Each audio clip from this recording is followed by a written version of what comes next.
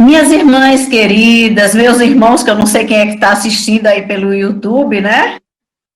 Que a graça e a paz do Senhor nos preencha nesse dia, nos faça realmente refletir, compreender qual a vontade de Deus para nós nesses tempos de pandemia, né? A nossa proposta para falar hoje é sobre ansiedade e inquietações nesses tempos de pandemia. Meus irmãos, embora uma definição da ansiedade, vocês vão me permitir, nós vamos lendo alguns textos bíblicos ao longo da nossa fala. Eu vou me centrar inicialmente para a gente compreender um pouco o que é ansiedade, tá certo? E aí, à medida que a gente for falando, a gente vai olhando o que a Bíblia nos faz refletir sobre essas questões. Embora não haja uma definição de ansiedade que contemple todos os aspectos e todas as nuances da ansiedade, porque isso é muito difícil de ser alcançado, a gente conseguir conceituar a ansiedade contemplando todas as suas nuances. Haja visto que todos conhecem esse sentimento de ansiedade, né? Não há uma só pessoa que nunca tenha experimentado algum grau de ansiedade.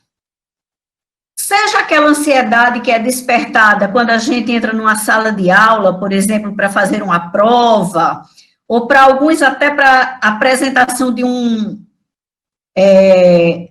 seminário, né, de um trabalho diante dos outros, ou até mesmo aquela ansiedade que é despertada quando a gente, às vezes, no meio da noite, nós imaginamos que estamos ouvindo algum barulho do lado de fora de casa ou dentro de casa, né? E naquele momento a gente acorda com aquele ruído estranho e a gente está ansioso, a gente vai olhar de forma ansiosa, né? A gente procura alguma fresta, alguma janela meio aberta e fica olhando ou anda dentro de casa com certo cuidado para perceber se realmente há alguma coisa diferente. E a ansiedade, ela se manifesta até em atos pequenos, como o mero fato de atravessar uma rua muito movimentada. Se não fosse ansiedade, queridos, nós já teríamos sido atropelados. Porque é a ansiedade de chegarmos a salvo do outro lado da rua que nos faz ficarmos atentos, né? E prepararmos o nosso corpo para responder a uma demanda de velocidade, de livramento. Então, a ansiedade, ela perpassa por todos os aspectos da vida, né?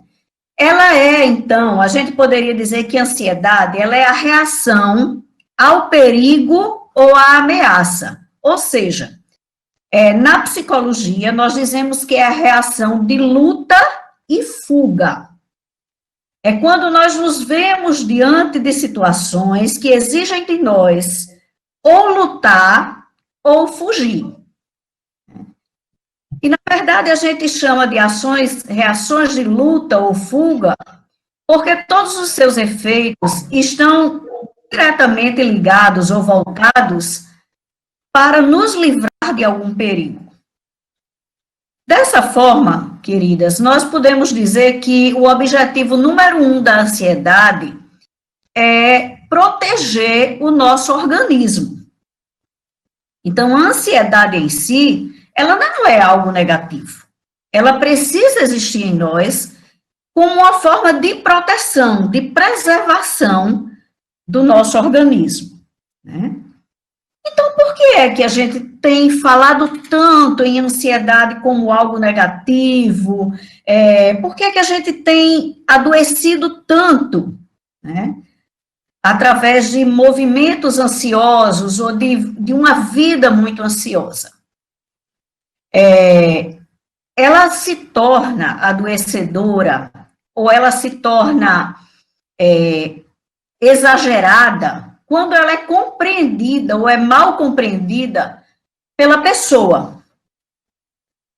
Quando nós não compreendemos o movimento do nosso corpo de luta ou fuga, quando nós não compreendemos que algo está nos despertando e gerando em nós esses movimentos, nós podemos ver ou gerar vários sintomas que levam muitas pessoas a compreenderem que estão adoecidas.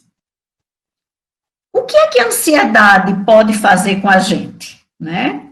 É muito interessante, porque em nossos consultórios, muitas pessoas nos procuram e quando a gente aponta para uma possibilidade de que aqueles sintomas que eles estão trazendo é por pura ansiedade, né, as pessoas dizem, é impossível a gente sentir coisas só porque estamos ansiosos. Eu vou citar aqui algumas coisas que nós podemos gerar, alguns sintomas que são gerados pela ansiedade.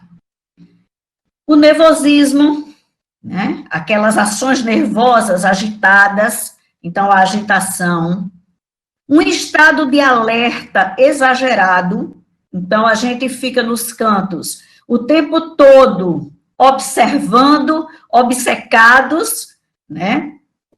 Com medo do que possa acontecer, do perigo que possa acontecer.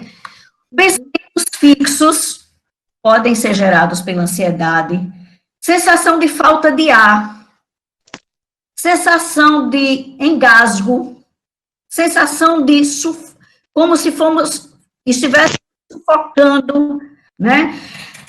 Então, eu quero ar e eu não consigo respirar. Né?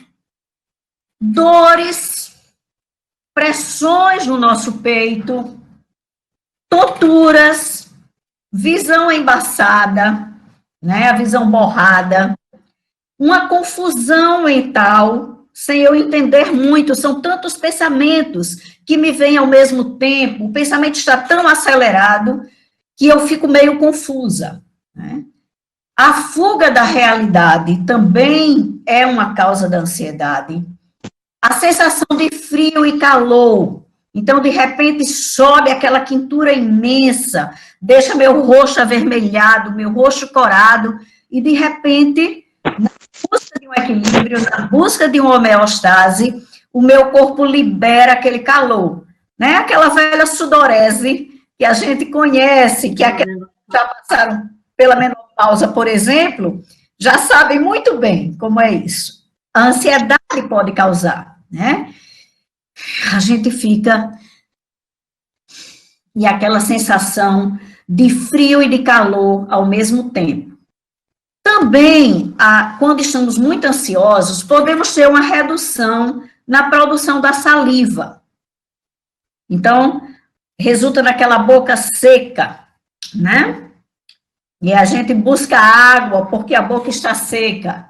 Há uma redução também na atividade do nosso sistema digestivo, o que geralmente vai produzir náuseas, então aquele mal-estar, aquele enjoo, né, como se algo tivesse nos feito mal, a sensação de peso estomacal, muitas vezes a constipação, né, a prisão de ventre, ou até a diarreia pode ser causada pela ansiedade. Às vezes até a ansiedade pode causar dificuldade na realização de simples tarefas do dia a dia.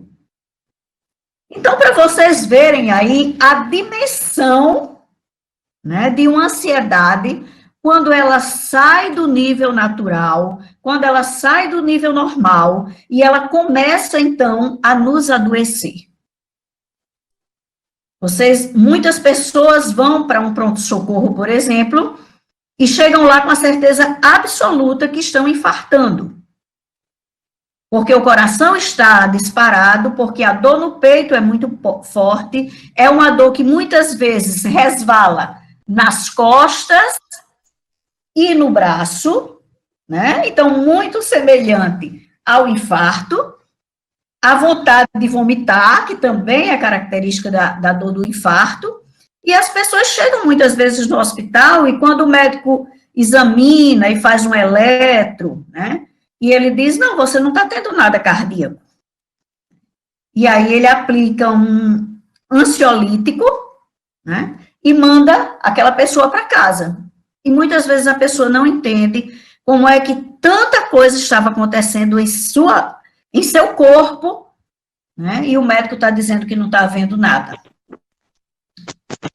Em muitos casos, quando as pessoas não conseguem explicar seus sentimentos, eles tendem a procurar dentro de si mesmos.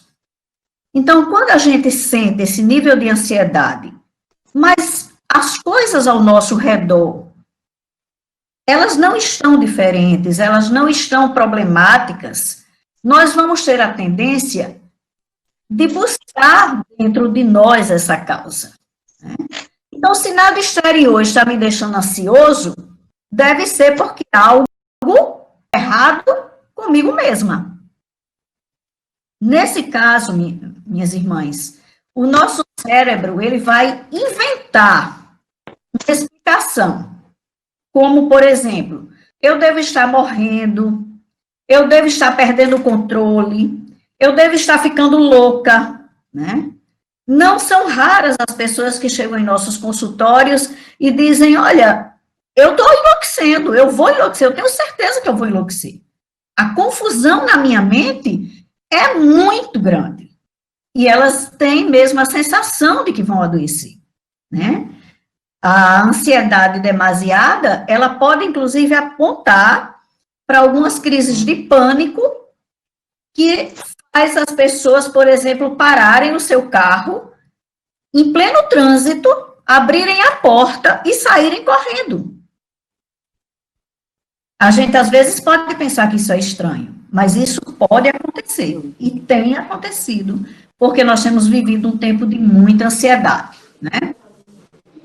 Como as interpretações dos sintomas físicos são assustadoras, é compreensível o aparecimento do medo e do pânico. Então, ansiedade, medo e pânico são muito próximos. A gente poderia dizer que são primos, quase irmãos, né? São primos que andam muito juntos. Por sua vez, quanto mais a gente está ansioso, que nos leva ao medo e, posteriormente, ao pânico, mais sintomas físicos nós vamos ter, respondentes ao avanço desses sentimentos. Por isso, a gente termina ficando num ciclo de sintomas. Medo, sintomas, pânico, sintomas, né?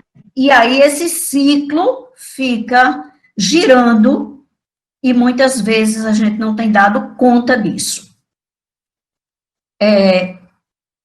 Minhas queridas, existem muitas formas para que estes sintomas sejam produzidos. Não apenas através do medo. O medo é uma das formas. Mas, por exemplo, o estresse, né? Você está estressado e isso resulta em um aumento na produção da adrenalina e na produção de outras substâncias que de tempo em tempo vão produzir esses mesmos sintomas, né? Esse aumento da produção de adrenalina, ele pode ser mantido em nosso organismo, quimicamente mantido em nosso organismo, mesmo depois do desaparecimento do fator que gera o estresse, né? Então, vamos dizer, alguém está vivendo um momento de estresse profundo na sua vida, né? De repente, a perda de um ente querido, ou o término de um relacionamento, ou um filho que tem dado muito trabalho, que tem se envolvido com algumas coisas que não devia. Então, o nosso corpo, ele vai produzir adrenalina em excesso. E essa adrenalina é uma substância, assim como outras substâncias que a gente produz, que vão atuar em nosso cérebro, principalmente no sistema nervoso simpático e parasimpático, né? E que vão nos desequilibrar. vão desequilibrar os nossos sintomas físicos. Então, quando a gente está com excesso de adrenalina em nosso organismo, mesmo quando o fator estressor desaparece, muitas vezes a adrenalina permanece em nosso organismo, gerando esses sintomas, né, que a gente viu anteriormente. Então, também o estresse é um fator que está constantemente nos levando ao aumento de ansiedade, né? Então, eu creio que a gente já compreendeu o que é ansiedade, como se dá, né? E como acontecem as inquietações orgânicas diante dessa ansiedade. Mas aí a gente começa a perguntar, então, o que é que isso tem a ver com o tempo presente? O que é que isso tem a ver com esse tempo de pandemia? Eu diria que tem muito a ver.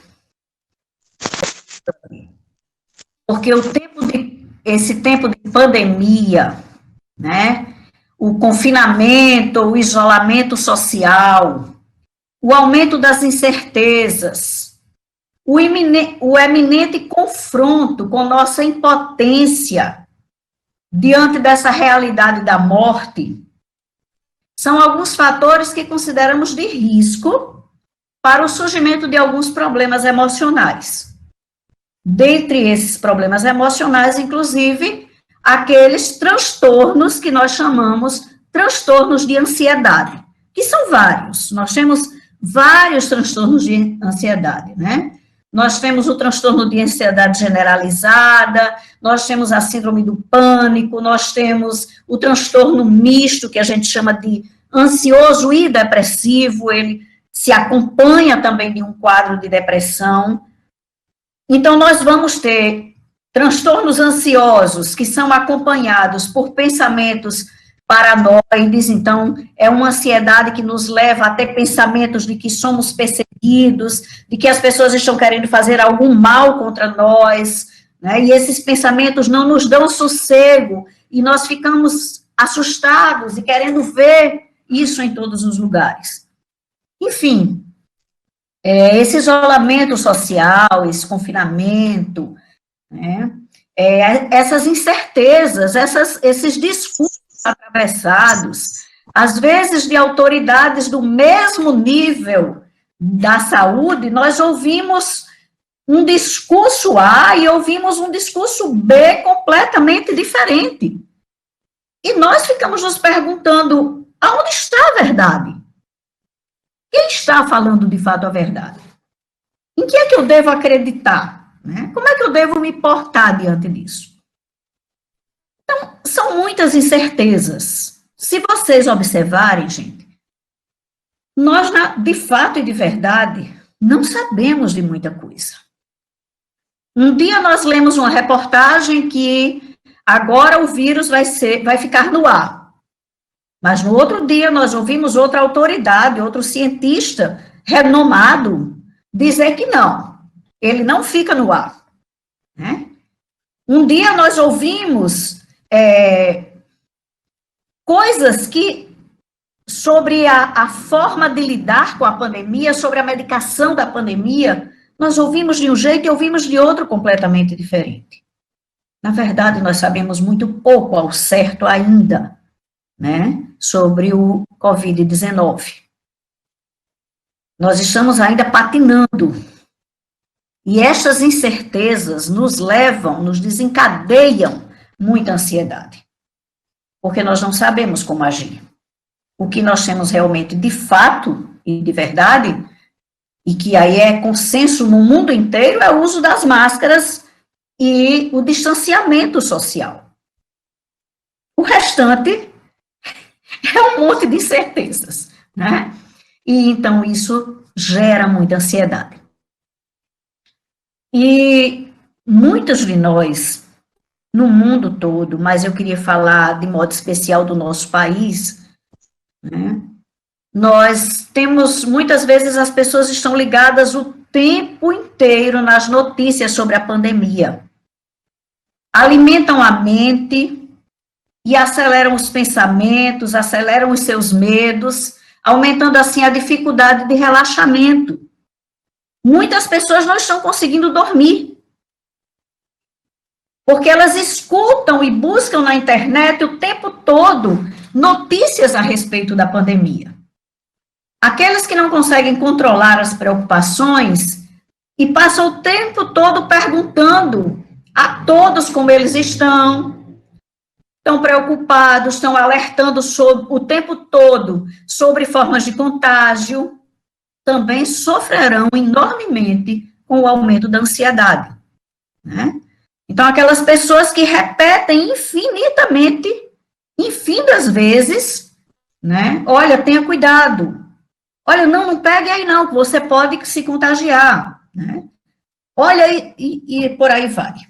Um dia desse eu estava observando aqui na clínica, nós estamos fazendo atendimentos online, né? Estamos atendendo online, mas estamos também fazendo atendimentos presenciais, com todos os cuidados que a OMS e o nosso Conselho Federal de Psicologia orienta. E aí foi muito interessante, a gente observando como nós, muitas vezes, não prestamos atenção e somos levados o tempo todo pelo clima de tensão que permeia o nosso mundo, né? Uma paciente terminou a sessão presencial dela, e a gente sempre tem o cuidado, quem abre a porta e quem fecha a porta da clínica é o nosso atendente, é o nosso recepcionista. E ele levantou-se, né? E na hora que ele levantou, o telefone tocou, e ele pediu ela para aguardar um minutinho só enquanto ele atendia o telefone e pedia para aguardar. E aí, enquanto isso, ela disse, não, eu vou esperar mesmo, porque eu não vou pegar nessa maçaneta. Né? E eu disse, não, ok, pode deixar que eu vou abrir. E aí ele abriu a porta da clínica para ela passar, mas ela havia chamado um Uber. Aí ela abriu a porta do Uber para entrar. Então, assim, como nós nos iludimos e como nós não temos domínio sobre todas as coisas. E como nos aflige, como nós queríamos ter o controle dessas situações. Né? Então, a gente ficou depois observando e dizendo, não tem jeito, a gente tem, né? Nós estamos expostos, mesmo com todos os cuidados e devemos tê-los. E devemos tê-los. Mas, de qualquer forma, não temos o controle sobre a nossa vida, não temos o controle sobre o mundo, não temos o controle sobre o nosso país. Quem tem o controle de todas as coisas é o Senhor nosso Deus.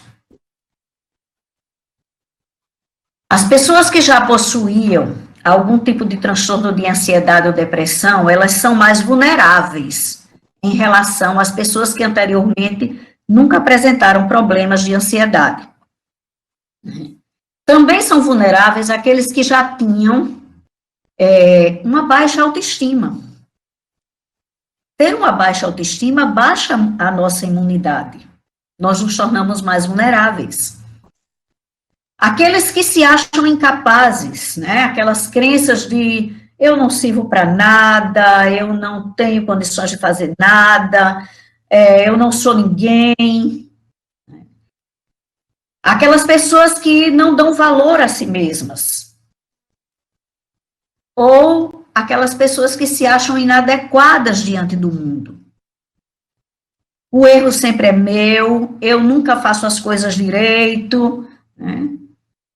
Isso faz com que a nossa imunidade baixe e nós nos tornamos mais vulneráveis diante dos adoecimentos.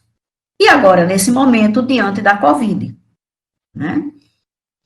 Então, precisamos entender que o sentido da nossa vida, precisamos entender que o nosso bem-estar, ele vai trabalhar no sentido de nos prevenir, no sentido de nos deixar mais fortes diante dos adoecimentos, né? também uma vulnerabilidade muito grande, meus irmãos, e que a igreja precisa estar alerta, é para aquelas pessoas que vivem sozinhas. Algumas pessoas, elas vivem sós. Algumas pessoas não têm a rede de apoio que outras possuem, vivendo em família. Essas pessoas que vivem sozinhas, elas precisam de um cuidado redobrado. Ela precisa de manifestações redobradas de nossa parte. Porque é um grupo que, como não tem essa rede de apoio, elas ficam nesse isolamento social com muito medo, sem saber o que vai ou o que pode acontecer a elas. Então, cabe a nós, Igreja do Senhor, termos o nosso olhar atento, né, para suprirmos essa rede de apoio que muitas vezes falta a algumas pessoas, né? Também a gente precisa estar, assim, bem antenado, porque outra vulnerabilidade que as pesquisas apontam muito claramente são as mulheres, somos nós mulheres. Nós somos muito mais vulneráveis aos transtornos ligados ao estresse e à ansiedade do que os homens. E isso acontece em grande parte por conta das questões hormonais, que vão influenciar no nosso humor. Então, como os hormônios afetam o nosso humor, nós nos tornamos também mais vulneráveis. Além da questão da cobrança social. Se as mulheres sempre foram cobradas, né, mesmo tendo conquistado lugares no âmbito do trabalho, no mercado de trabalho, nós sempre fomos cobradas por dar conta da casa, dos filhos, né, da escola, enfim, nós sempre tivemos jornadas muito maiores de trabalho. E nessa pandemia, alguns dos papéis, né, estão trazendo uma sobrecarga, um acúmulo imenso desses papéis. Não são raras as mães que estão trabalhando, por exemplo, home office, mas muitas vezes têm 2, 3 filhos ainda em idade escolar, e elas têm que dar conta de assistirem a aula com seus filhos, que a aula está sendo online, de fazer o trabalho escolar, né, de dar conta da casa, porque dispensaram muitas vezes suas funcionárias, aquelas que lhe ajudam em casa, né, então elas estão tendo que dar conta da comida, da limpeza, da roupa lavada e passada. Então, gente, por aí vai, né? Quando ela, então, não atinge essas expectativas sobre alguns desses papéis, ela acaba muito frustrada, muito ansiosa e muito culpada, né? Um dia desse eu ouvi de uma mãe, ela disse: Marta, no final do dia, ela trabalha home office, né?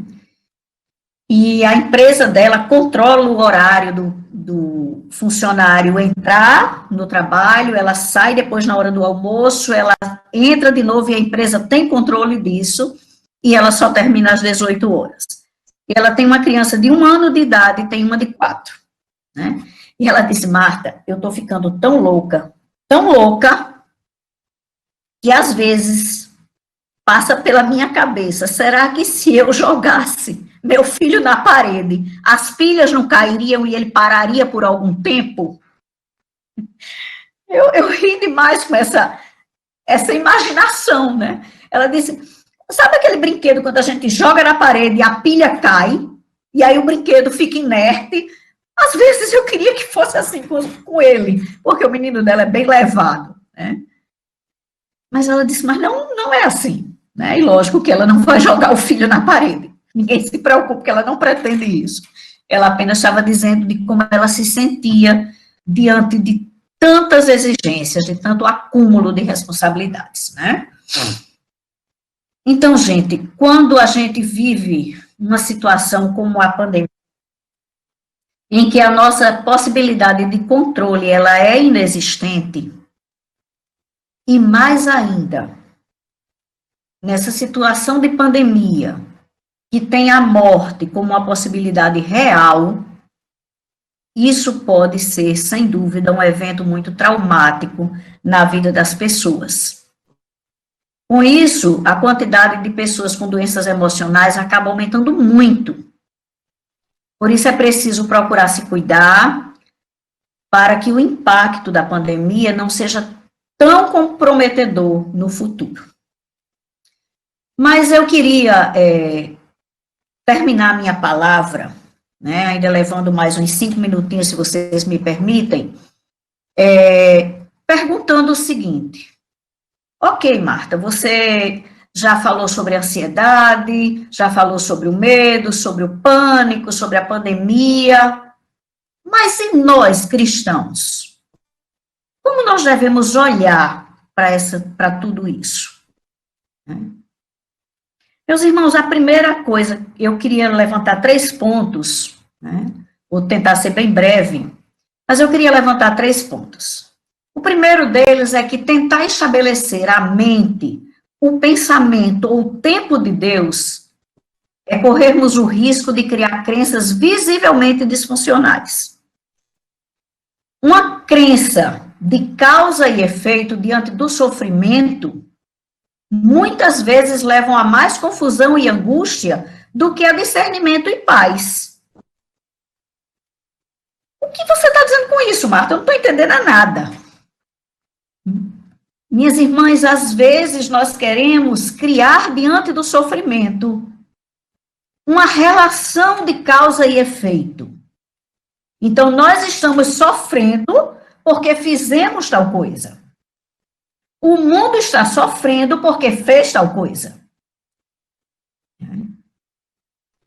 E isso, muitas vezes, gera mais confusão e mais angústia do que discernimento da palavra de Deus e paz interior.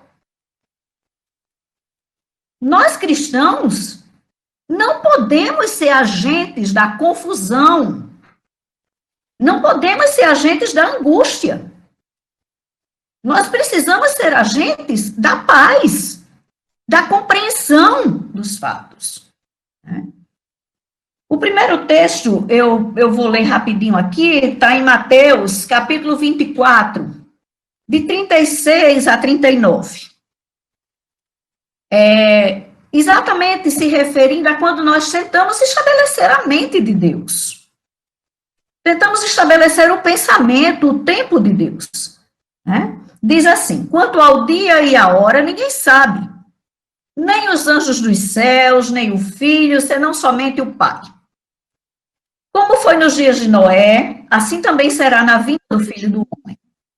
Pois nos dias anteriores ao dilúvio, o povo vivia comendo e bebendo, casando-se e dando-se em casamento, até o dia em que Noé entrou na arca. E eles nada perceberam até que veio o dilúvio e os levou a todos. Assim acontecerá na vinda do Filho do Homem. É dado a nós o conhecer esse tempo de Deus. Não é dado a nós começarmos e ficarmos angustiados, né? Eu tenho ouvido muitas pessoas dizerem, muita coisa rolando na internet, tipo assim, nós estamos vivendo essa pandemia, é o castigo de Deus pelo que ocorreu no último carnaval, né? Pela homossexualidade e depravação desenfreada em todas as ordens, pelo escárnio e ridicularização de Deus na pessoa de Jesus Cristo. Por isso que nós estamos vivendo essa pandemia. Não estou aqui dizendo que Deus aprova essas coisas, nem estou dizendo que sobre elas não virá o castigo de Deus. Não é isso que eu estou dizendo. Né? Mas eu estou dizendo que nós perdemos um tempo imenso fazendo essas correlações que geram uma tremenda angústia em nossos corações. Por exemplo, o caso da nuvem dos gafanhotos que nós tivemos agora na Argentina, né? E que ameaçava entrar em nosso país, e começou-se a se ligar isso ao fato profético lá de Joel. Né? E disse, os gafanhotos vão comer toda a plantação e não vamos ter alimento. É isso que a Bíblia diz. E isso é uma profecia bíblica. Mas não nos compete estarmos vivendo dessa forma. Minhas irmãs, sem dúvida alguma, o tempo que vivemos aponta para o fim, para a volta gloriosa de nosso Senhor. Entretanto, concentrarmos nossos esforços numa análise temporal ou situacional desse glorioso evento, que é a volta de Cristo, vai nos distrair do que realmente importa. Porque o que realmente importa é o cuidado e a vigilância com nossas vidas espirituais. Isso é o que de fato importa.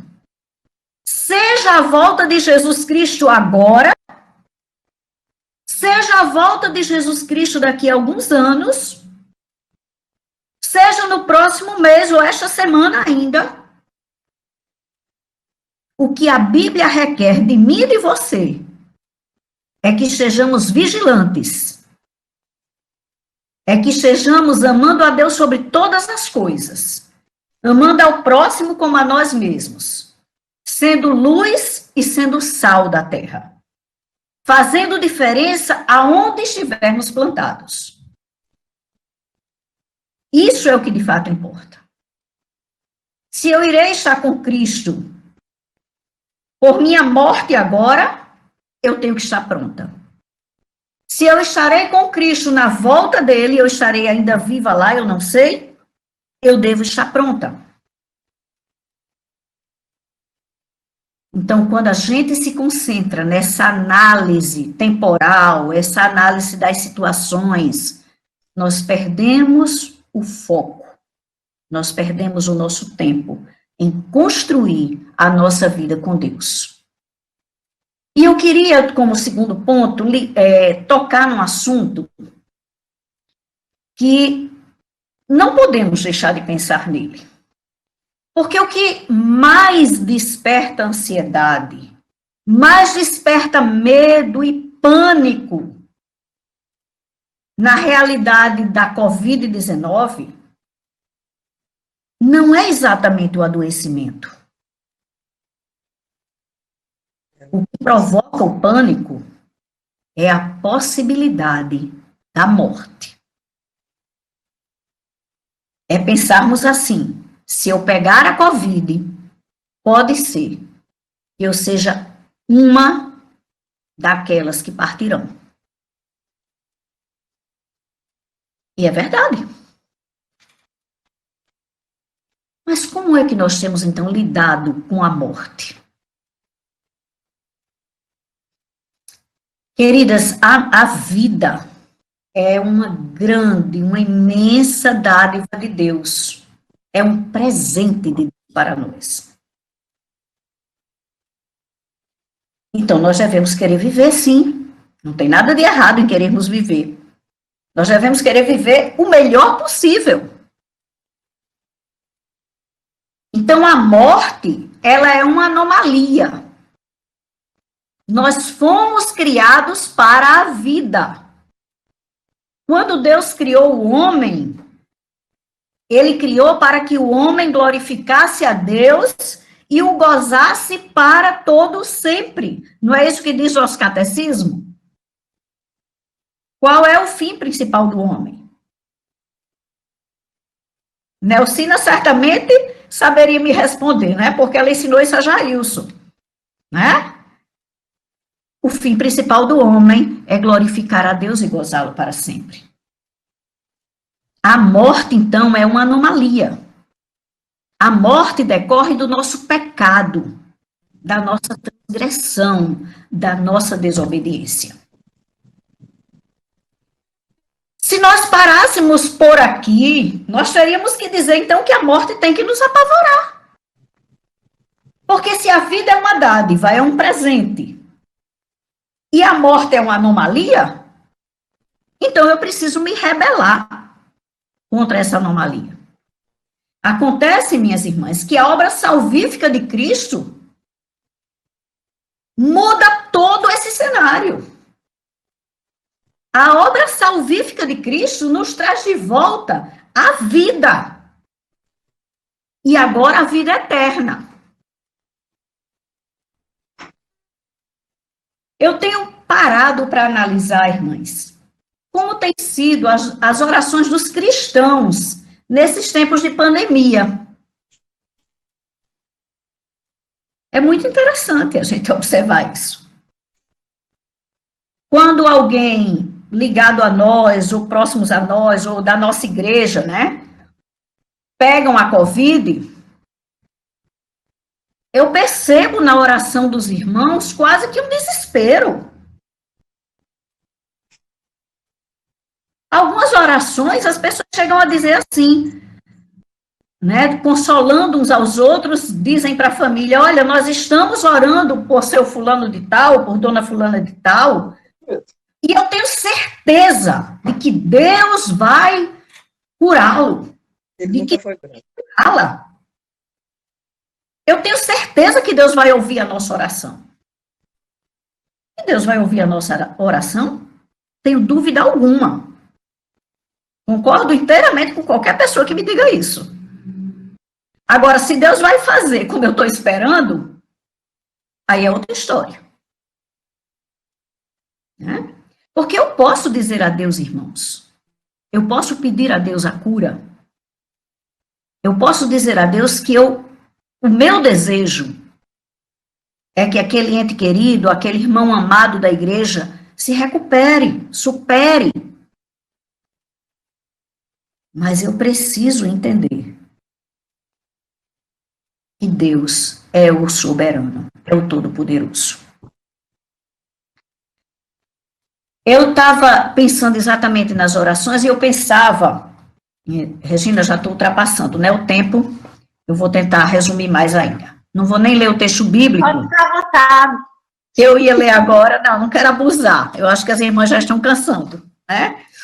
Mas, como eram as orações dos apóstolos em tempo de perseguição? Vamos ler só esse textinho aqui, porque, assim, é muito interessante como parece que diverge muito das nossas orações. Lá em Atos, no capítulo 4, do verso 24, talvez a minha versão tenha um pouco de diferença, porque eu uso a NVI, tá certo?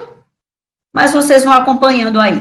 Atos 4, de 24 a 33, diz assim, ouvindo isso, olha, estava havendo uma perseguição, certo?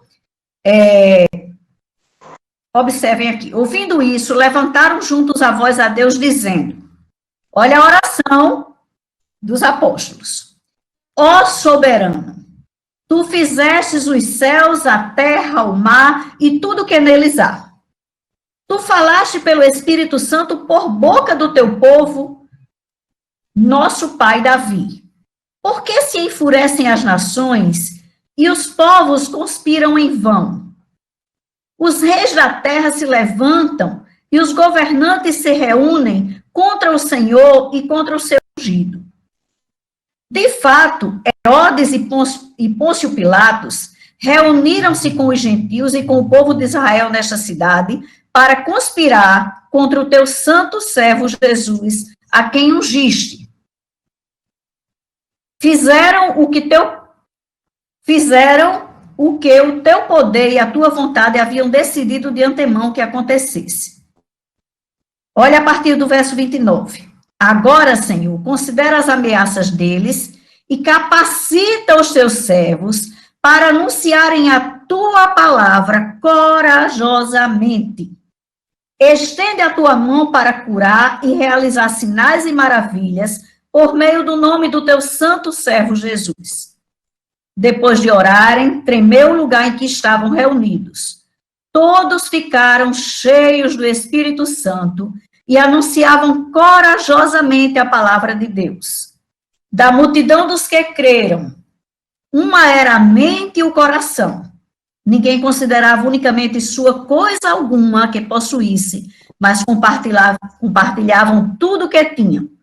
Com grande poder, os apóstolos continuavam a testemunhar da ressurreição do Senhor Jesus, e grandiosa graça estava sobre todos eles. Então, vejam que em tempo de perseguição, a igreja não orava necessariamente para que Deus cessasse com a perseguição.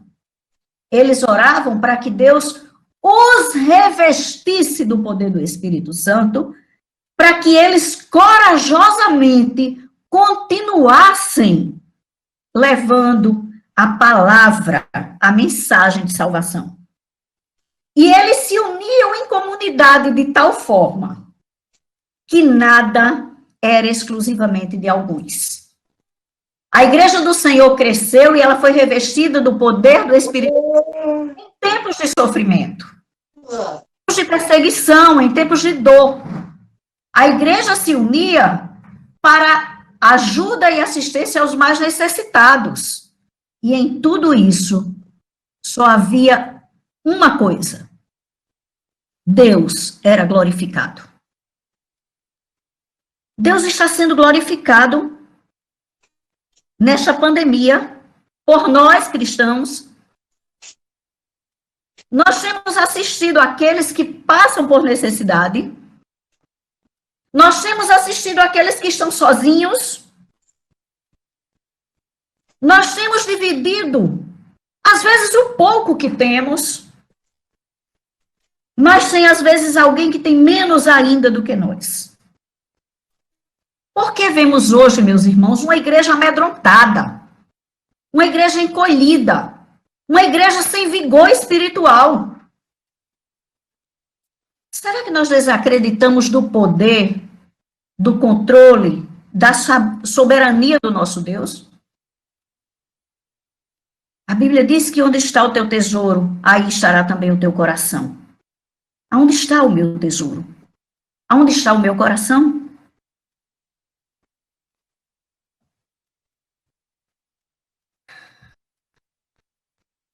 Meus amados, o último ponto é que esse não pode ser um tempo de murmuração. Esse tem que ser um tempo de glorificação a Deus. Vocês lembram quando Moisés foi reclamar com Deus a respeito da murmuração do povo hebreu que estava no deserto, caminhando para Canaã?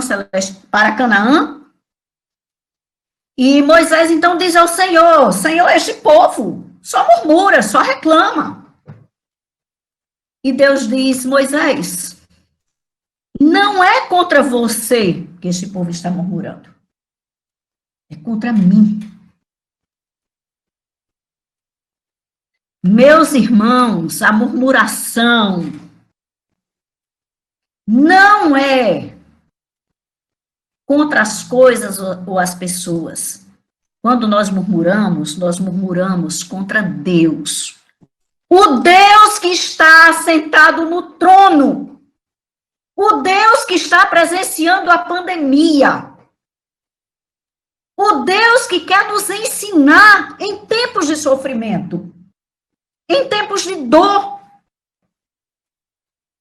É contra este Deus que nós murmuramos.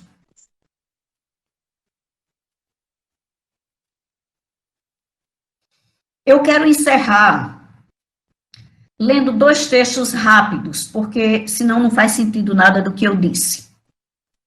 Primeiro, lá em Filipenses 4, né? Eu não vou ler o texto, vocês conhecem, é o texto de Filipenses 4, de 11 a 13, né?